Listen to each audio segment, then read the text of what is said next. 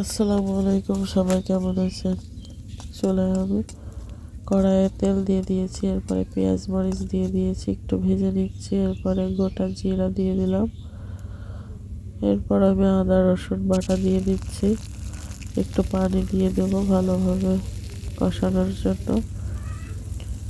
হলুদের গুঁড়া দিয়ে দিলাম পরিমাণ মতো, মরিচের গুঁড়া দিয়ে দিচ্ছি, পরিমাণ মতো লবণ দিয়ে দিয়েছি। এবার মশলাটা কষিয়ে নিয়ে শিং মাছটা দিয়ে দেব।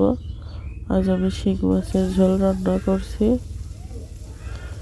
এরপর মশলাটার সঙ্গে ভালো করে শিং মাছটা কষিয়ে নেব।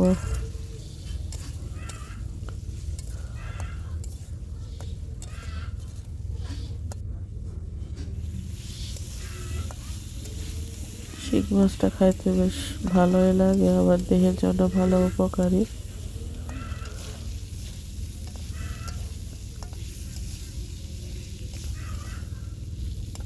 ভালোভাবে কষিয়ে নিয়েছি। এবার আমি ঝোলের পানি দিয়ে দিচ্ছি।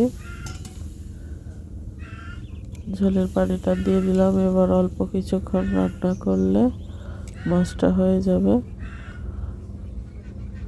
ফুটছে, রান্নাটা হয়ে গেছে। আমি একটু ঝোল রেখেছি, রান্নাটা হয়ে গেল। ভিডিওটা দেখার জন্য সবাইকে ধন্যবাদ। আসসালামু আলাইকুম।